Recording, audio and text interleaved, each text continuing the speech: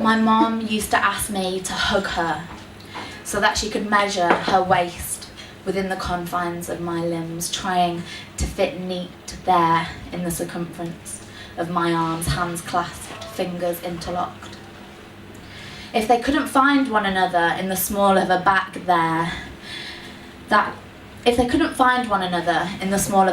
they couldn't touch, she would shrink visibly on the spot so that it was a child who stood there with her back to me, smoking a brown cigarette that she rolled with licorice-flavoured Twizzlers. I said my arms were short, and she smiled. Her cigarette smoke caught in the bright white light refracted around her head, hung still all around her, speckles of dust swirling slowly among it. I know now that feeling of being less than a woman, that feeling of being unworthy, unfeminine. I felt it sickeningly heavy in my stomach when the eyes of a stranger look up at me from in between my legs and back down, frowning at my pubic hair, and back up to my breasts, questioning with a look as though he might be sick on my almost freshly washed bedsheets.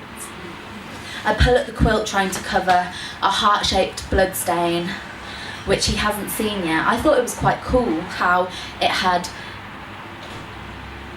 formed itself into the shape of the exact vessel that pumps it through my worthy feminine body. But I was so scared he might see it lying there, that vulnerable little red heart, and he would laugh even though he didn't think it was funny. He says he'll fuck me if I shave. He leaves before the quilt could be kicked off bedsheets by unknowing limbs, uncovering the thing that I found so endearing, and I tell myself as I see him out, this is a good thing. And repeat the affirmation as I weep, resenting the angry tears that fell too fast for me to wipe them from my cheeks. They sped down my neck. I remembered then, in that moment there, on my bloody bed, crying and wanking. Something I hadn't thought about for ages. I was in PE and Jordan Kelly O'Connor pointed at my hairy legs and creased, and I tried to pull my skirt down to cover my spiky knees, but it was a mini skirt really, with shorts underneath to preserve our Catholic purity.